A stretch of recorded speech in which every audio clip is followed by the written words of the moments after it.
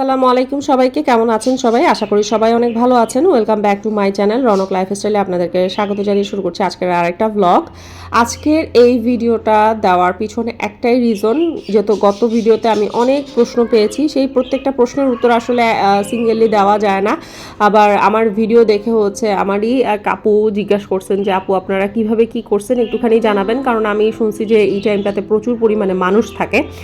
তো এরকম টাইপের অনেক কোশ্চেন, এবং আমি কোন হোটেলে ছিলাম, হোটেলের খরচ কত পড়ছে, সব কিছু মিলিয়ে হচ্ছে একটা কোশ্চেন বারবার আসতেছিল। তো আমি ভেবেছিলাম যে হোটেলের ভাড়া থেকে শুরু করে সব কিছু, কোন হোটেলে ছিলাম সেটা নিয়ে আলাদা একটা ভিডিও বানাবো। হ্যাঁ, সেটা নিয়ে অবশ্যই আলাদা একটা ভিডিও বানাবো, বাট এখানে আমি আপনাদেরকে একটা জিনিস বলে রাখি, সেটা হচ্ছে যে আপনারা কোন সময় যাবেন, মানে কোন মাসে যাবেন, এটার উপর নির্ভর করবে হচ্ছে আপনাদের হোটেলের কস্টটা। যেমন নভেম্বর, ডিসেম্বর, জানুয়ারি মাসে কিন্তু হোটেলের প্রাইস অনেক হাই থাকে, এবং রমজান মাসে তো অবশ্যই হোটেলের প্রাইস অনেক বেশি থাকবে, কারণ রমজান মাসে সব জায়গা থেকে মানুষ এই পরিমাণে আসে। হজের থেকেও হচ্ছে তুলনামূলক প্রচুর মানুষ কিন্তু ওমরার জন্য সৌদি আরবে তখন আসে। ইভেন এইবার যেটা দেখলাম, মানে নভেম্বর, ডিসেম্বর এবং জানুয়ারি মাসে প্রচুর মানুষ ছিল। আমাদের টিকিট কাটা, আমরা চাচ্ছিলাম যে নভেম্বর থেকে যাব, তারপর ডিসেম্বরে আসলাম, এবং ডিসেম্বরের 16 তারিখে আমরা প্ল্যান করি যে ঠিক আছে আমরা যাব 16 তারিখে, বাট আমরা টিকিট পাচ্ছিলাম না। টিকিটের প্রাইস অনেক হাই ছিল, টিকিট পাওয়া যাচ্ছিল না, হোটেল বুকিং বলেন। আবার এখানে আসার পর হচ্ছে আপনার রিয়াজুল জান্নারও বুকিং প্রসেস আছে। তো এই সব কিছু মিলায়ে হচ্ছে যে একটু গরমেলে হয়ে গেছে। সুতরাং আপনারা যদি আসার প্ল্যান করেন যে হ্যাঁ আমি নভেম্বর, ডিসেম্বরে যাব, কিংবা হচ্ছে আমি অন্য যে কোনো মাসেই যাই না কেন, 4 থেকে 5 মাস আগেই সিলেক্ট রাখবেন যে আপনি কত তারিখে যাচ্ছেন, রিয়াজুল জান্নার টিকিটটা কবে বুকিং করবেন। এবং রিয়াজুল জান্নারটা হচ্ছে আপনারা এখান থেকে বুকিং করেই যাবেন, মানে বাংলাদেশ থেকেই এটা বুক করবেন, কারণ ওখানে যাওয়ার পর কিছু রাজনীতি থাকে, যেটা ওখানে গেলেই আপনারা টের পাবেন। ওরা হচ্ছে ওদের রেঞ্জ অনুযায়ী আপনার কাছ থেকে নিবে, 90 কিংবা 60 এইভাবে হচ্ছে ওরা টাকা নেয় ভিতরে এন্ট্রি করানোর জন্য একজন পার্সন। যদি হুইল চেয়ার পার্সন থাকে তাহলে হুইল চেয়ার পার্সনকে যে নিয়ে যাবে তার সাথে আরেকজন থাকবে, তখন হচ্ছে টাকাটা একটুখানি কম আসে। আসলে এটা সম্পূর্ণ নির্ভর করে হচ্ছে আপনি ওইখানে যাওয়ার পর যেটা দেখবেন। আপনি যদি বাংলাদেশ থেকে রিয়াজুল জান্নার টিকিটটা করে যান তাহলে এটা হচ্ছে সবচেয়ে পারফেক্ট একটা জিনিস। আর আপনি যদি ওইখানে গিয়ে করেন তাহলে দেখবেন যে এক এক দিন এক এক লোক এক একভাবে আপনাকে ঠকানোর চেষ্টা করবে, মানে এক এক দিন এক এক প্রাইস আপনাকে বলা হবে। প্রথম যেদিন আমরা গেছিলাম সেদিন আমাদেরকে 60 রিয়েল করে বসছিল, পরবর্তীতে 90 রিয়েল করে বসে, আর বসে যে হুইল চেয়ার প্যাসেঞ্জার নিয়ে গেলে 70 রিয়েলের মতন পড়বে। মানে হুইল চেয়ার রিয়েলে যদি 70 রিয়েল পড়ে তাহলে হুইল চেয়ারে যে পার্সন আছে তার সাথে যে যাবে, যে তাকে ধাক্কা দিয়ে নিয়ে যাবে, তার টাকাটা চলে আসতেছে। তাহলে আর ওই আলাদাভাবে 60 রিয়েল 120 রিয়েল আসতেছে না। তো এই টাইপের অনেক ধরনের পলিটিক্স আছে, যেটা হচ্ছে যে আপনারা ওইখানে গেলে বুঝতে পারবেন। সুতরাং রিয়াজুল জান্নার যে টিকিটটা সেটা আপনারা বাংলাদেশ থেকেই চেষ্টা করবেন কেটে নেওয়ার। আর হোটেলের বিষয়টা যদি আসে, সেই ক্ষেত্রে আমি আপনাদেরকে বলে, আমি অলরেডি আমার হোটেলের নেমটা মেনশন করে দিয়েছি যে আমি কোন হোটেলে ছিলাম। তো অনেকে আবার জিজ্ঞাসা করতেছেন এটা সিঙ্গেল বেড ছিল না ডাবল বেড ছিল। তো আবার এর মধ্যে আরেক আপু আমাকে জিজ্ঞাসা করছে যে আপু টোটালি প্রাইস কত পড়ছে, কিংবা সব কিছু, কিংবা তোমরা ওখানে যাই কিভাবে দোয়া করছো, সব মিলে অনেক কোশ্চেন ছিল। তো আপনারা, আমি অলরেডি আপনাদেরকে হোটেলের নামটা মেনশন করে দিছি, আপনারা হচ্ছে আপনাদের সুবিধা অনুযায়ী ওখানে সার্চ করবেন। আমরা কিন্তু বাংলাদেশ থেকে হোটেল বুকিং করে দিয়ে গেছি। আর হোটেলের যে প্রাইসটা সেটা এখন আমি বলতেছি না, এই কারণে, কারণ এক এক সময় এক এক ধরনের প্রাইস উঠানামা করে। আমরা যে টাইমে গেছি সেই প্রাইসের তুলনায় এখনকার প্রাইস আরেকটু হাই। এটা আপনাদেরকে বুঝে নিতে হবে সময় অনুযায়ী, কারণ সামনে রমজান মাস আসতেছে। রমজান মাস আসার সাথে সাথে দেখা যায় যে হোটেলের প্রাইসগুলো বাড়ে এবং হোটেলের ক্রাইসিসও কিন্তু হয়। সুতরাং আপনারা যখনই হোটেল বুকিং করবেন এটা অনেকটা টাইম প্রসেস নিয়ে করবেন। যেমন আমি যদি রমজানে যাই তাহলে 1 থেকে 1.5 মাস আগে হচ্ছে আপনি হোটেল বুকিং করবেন, কারণ মদিনার যে হোটেলটাতে আমরা ছিলাম এই হোটেলটার মতন পারফেক্ট হোটেল একটাও হবে না। কারণ আমার হোটেলের সামনেই ছিল নবীজির রওজা মোবারক, জাস্ট একটা বিল্ডিং পরেই হচ্ছে নবীজির রওজা মোবারক ছিল, যে কারণে আমি খুব ইজিলি যাওয়া আসা করতে পারছি। যখনই আজান দিছে তখনই গেছি, ইফতারির সময় থেকে শুরু করে এভরিথিং আমরা হচ্ছে খুব সহজে যাওয়া আসা করতে পারছি। তো এই কারণে আমি আপনাদেরকে একটা জিনিস বলবো, এটা হচ্ছে আপনারা যাওয়ার আগেই হচ্ছে প্ল্যান করে নেবেন যে আপনারা কোথায় থাকবেন কিংবা কী করবেন। আর এই হোটেলটাও কিন্তু আমরা একদম যাওয়ার আগ মুহূর্তে বুক করতে পারছি, এটার পেছনে মানে সম্পূর্ণটা হচ্ছে মানে ভাগ্য বলতে পারেন, যে আল্লাহ তাআলা হয়তো পারে এই টাইমটাতে আমার জন্য এটা নসিবে রাখছিল, সেই কারণে ওই হোটেলে আমরা থাকতে পারছি, না হলে কিন্তু আমরা ওইটাও এফোর্ড করতে পারতাম না, আরও দূরে আমাদেরকে যাইতে হইতো, যেটা আমাদের সাথে মক্কাতে হয়েছে। আমাদের মক্কার হোটেলটা আমাদের অনেক দূরে পড়ছে, প্রতিদিন যাওয়া আসার খরচ সব কিছু মিলায়ে কিন্তু ভালোই আমাদের একটা খরচ আসছে। খরচের চেয়ে সবচেয়ে বড় জিনিস যেটা, মদিনাতে যেমন আমি একদম নবীজির রওজা মোবারকের পাশে ছিলাম, ইচ্ছা যখনই করছে তখনই আমি গিয়ে নামাজ পড়তে পারছি, আমি তখনই গিয়ে ওখানে বসতে পারছি, বাট মক্কাতে আমি সেটা পারি নাই।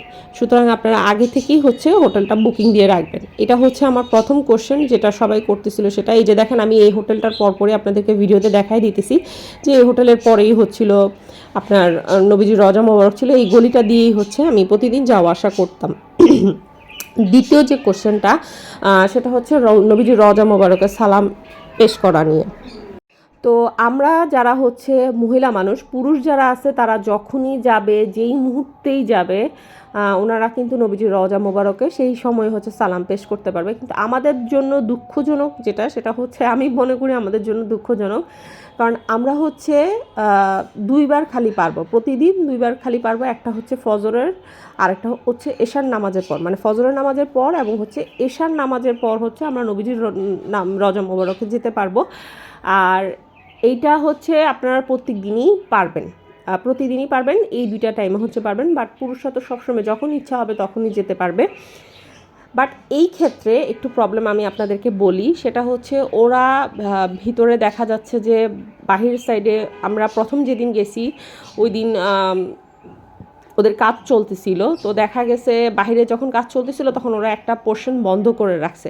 আসলে ওদের প্রতি মুহূর্তেই পরিবর্তন হয়, প্রতি মুহূর্তেই কাজ হয়, তো সেই কারণে টাইমিংয়ের ক্ষেত্রে একটা বিশাল বড় পরিবর্তন আসে। আমি যেদিন প্রথম আসি ওই দিন এশার নামাজের সময় আমি যখন যাওয়ার জন্য গিয়েছিলাম, ওই দিন আমি একটুখানি টায়ার্ড ছিলাম, তাই আমি ওই দিন করতে পারিনি। পরের দিন আমি ভাবলাম যে ঠিক আছে আমি হচ্ছে ফজরের নামাজের সময় যাব, বাট ফজরের নামাজের সময় যখন যাই তখন ওটা অফ ছিল, একমাত্র ওই দিনকার জন্যই হচ্ছে অফ ছিল। কিন্তু পরের দিন আবার ফজরের নামাজের সময় ওইটা আবার ওপেন ছিল এবং এশার নামাজের সময় ওপেন ছিল। সুতরাং আপনারা যারা হচ্ছে 3 দিন কিংবা 4 দিন কিংবা 5 দিনের টাইমিং নিয়ে যাবেন, যে আমি হয়তো বা পারে তৃতীয় দিন যাব নবীজির রওজা মোবারকে সালাম দিতে, এটা একদমই করবেন না। আপনারা হচ্ছে যেদিন প্রথম দিনই যাবেন ওই দিনকেই ট্রাই করবেন যে সালাম পেশ করার জন্য, যেহেতু মহিলাদের জন্য 2টা দিন সময়, যে কোনো মুহূর্তে হচ্ছে ওরা অফ রাখতে পারে, কিংবা ওদের যে কোনো কাজে হচ্ছে ওরা এটা অফ রাখে, তো সেই বিষয়গুলো একটুখানি আপনারা মাথায় রাখবেন। এবার আসা যাক আরেকটা মেইন কথা, সেটা হচ্ছে আমি যতটুকু দেখছি যে আমাদের বাঙালি জাতির মধ্যে প্রচণ্ড পরিমাণ সভ্যতা আছে এবং অনেক ভদ্রতা আছে, যে ভদ্রতা আমি অন্যান্য অনেক দেশের মানুষ ওখানে গেছে সেটা আমি দেখি নাই। আপনারা কেউ নবীজির রওজা মোবারকে গিয়ে হচ্ছে জোরে চিৎকার করে কান্নাকাটি করবেন না, জোরে চিল্লাবেন না। সবচেয়ে অভদ্রতার যে জিনিসটা সেটা হচ্ছে ওইখানকার পুলিশরা বারবার আপনাদেরকে অ্যালার্ট করে, বারবার বলে, কারণ এটার জন্যই কিন্তু দুর্ঘটনা বারবার ঘটে। 32 নাম্বার গেটটা দিয়ে হচ্ছে আপনারা নবীজির রওজা মোবারকে যাবেন। খালি একমাত্র মহিলা যারা আছেন তারা হচ্ছে 32 নাম্বার গেট দিয়ে নবীজির রওজা মোবারকে সালাম পেশ করতে যাবেন। তো ওইখানে 2টা গেট আছে, তো মহিলাদেরকে যখন ঢুকায় তখন দেখবেন আপনারা ব্যারিকেড দিয়ে রাখে 100-150 এরকম একটা কোয়ান্টিটি, যখন ফিল আপ হয় তখন পুলিশ হচ্ছে ওই ব্যারিকেডগুলো বন্ধ করে রাখে। মানে কয়েকটা ধাপে ওরা বেসিক্যালি ঢুকায়, ধরেন 3 ধাপ 4 ধাপ, ধরেন এশার নামাজের পর থেকে 10টা 10:30 পর্যন্ত এটা খোলা রাখে। কখনো কখনো আপনার 10টার সময় বন্ধ করে, কখনো কখনো 11টার সময় বন্ধ করে, এটা স্পেসিফিক বলা যাচ্ছে না এই কারণে, কারণ আপনি ওখানে ভিতরে কতক্ষণ স্টে করতেছেন সেটারও একটা বিষয় আছে। কিছু কিছু মহিলা আছে চালাকি করে হচ্ছে দৌড় দিয়ে হচ্ছে আগের যে বাউন্ডারি আছে ওখানে চলে যায়, যাতে আর একটু লং সময় থাকতে পারে, একটু বেশি সময় ধরে স্টে করতে পারে, এটাই তারা চায়। আসলে এটা সবাই চাবে, এখানে আমি চাওয়াটা দোষের কিছু দেখি না, বাট সেই কারণে হচ্ছে ওই টাইমিংয়ের ব্যাপারটা, বন্ধ এবং খোলার টাইমিংয়ের ব্যাপারটা আসে। আরেকটা জিনিস যেটা, ওরা যখন দড়িটা খুলে দেয় তখন মানুষগুলা এমনভাবে ফোর্স করবে আপনাকে দৌড় দেওয়ার জন্য, যারা অসুস্থ থাকবেন, যাদের হাত পায়ে ব্যথা আছে কিংবা অন্যান্য কোনো সমস্যা আছে, আপনারা কিন্তু একটা সাইড হয়ে থাকবেন, না হলে এই দৌড়টার মধ্যেই হচ্ছে পড়ে যাবেন, একটা দুর্ঘটনা ঘটবে, একটা অ্যাক্সিডেন্ট হবে।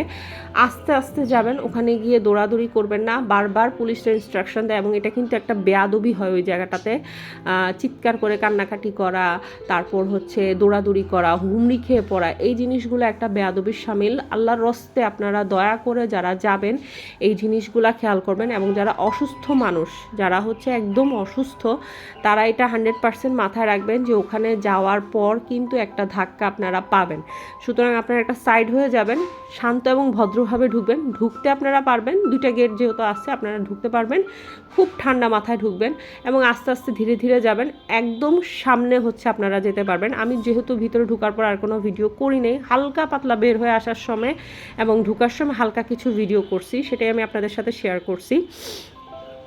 আর কোনো ভিডিও করি নেই, তো যে কারণে আপনাদের সাথে শেয়ার করতে পারতেছি না। বাট এই জিনিসগুলো হচ্ছে আপনারা মাথায় রাখবেন। আগের ভিডিওতে হয়তো আবার আপনারা দেখছেন যে পোর্শন আলাদা করা থাকে, এভাবেই হচ্ছে আলাদা করে দিবে এবং পুলিশরা আপনাদেরকে ইনস্ট্রাকশন দিবে যে কখন যেতে হবে কিংবা কী করতে হবে। আর আপনারা তো সালাম পেশ করার কথা সবাই জানেন, ওমরার যে গাইড আছে সেই ওমরা বই কিংবা ওমরা গাইডটা দেখলে আপনারা সবাই জানবেন যে কীভাবে সালাম পেশ করতে হবে। আর সবচেয়ে বড় জিনিস হচ্ছে এটা, আমি ওখানে যাওয়ার পর আমাকে শিখিয়ে দেওয়া হয়েছিল যে আপনার কাছে যদি নবীজির ওখানে কেউ সালাম পেশ করতে বলে, সেটা হচ্ছে যে আপনারা ওনার নাম নিয়ে কিংবা অমুকের সন্তান এইভাবে হচ্ছে তার আগে নিজের সালাম পেশ করবেন, তারপরে হচ্ছে যারা বলছে তাদের সালামটা আপনারা পেশ করে দিবেন। প্লাস হচ্ছে আপনার নিজের জন্য দোয়া করবেন, যত বেশি দোয়া করবেন, এটা কিন্তু জান্নাতের একটা টুকরা, আপনারা যত বেশি দোয়া করবেন আলহামদুলিল্লাহ ইনশাল্লাহ ওইখানে অনেক দোয়া কবুল হয়। আমার নিজের লাইফে আমি অনেক পরীক্ষিত জিনিস দেখছি। সুতরাং আপনারা হচ্ছে ওখানে যত বেশি পারবেন তত বেশি দোয়া করবেন। তো আজকের ভিডিওতে মেইনলি আমি আপনাদেরকে বুঝিয়ে দিলাম যে প্রাইজের বিষয়টা কিংবা কোন হোটেলে থাকলে আপনাদের সুবিধা হবে এবং কিভাবে আপনারা ঢুকবেন, কিভাবে দোয়া করবেন। আর সবচাইতে বেশি যে জিনিসটা করবেন, নিজের জন্য দোয়া করবেন যাতে আল্লাহ আমাদেরকে হেফাজত করে এবং আল্লাহ আমাদেরকে ঠিকঠাকভাবে রাখে। এই যে দেখেন পার্টিশন দেওয়া, ঠিক এরকম পার্টিশন দেওয়া থাকবে এবং এগুলো খুলে দেওয়া হবে। আরেকটা জিনিস, সাদা যে পর্দাটা আছে অনেকে আছে, এটা খুলে দেখার চেষ্টা করেন, প্লিজ দয়া করে এটা খুলে দেখার চেষ্টা করবেন না, কারণ ওই পাশে পুরুষ লোক থাকে, সেই কারণেই হচ্ছে এই সাদা পার্টিশনটা দেওয়া থাকে। তো আমার আজকের ভিডিওটা আমি এইটুকুই রাখতেছি, আশা করি আপনাদের কাছে ভালো লাগবে। ভালো লেগে থাকলে অবশ্যই আমার চ্যানেলটা সাবস্ক্রাইব করবেন। যারা আমার চ্যানেলে নতুন এসেছেন তাদেরকে অসংখ্য ধন্যবাদ, আমার চ্যানেলটা সাবস্ক্রাইব করে আমার পাশে থাকবেন। ভালো থাকবেন সবাই, দেখা হবে নেক্সট ভিডিওতে। সেই পর্যন্ত আল্লাহ হাফেজ।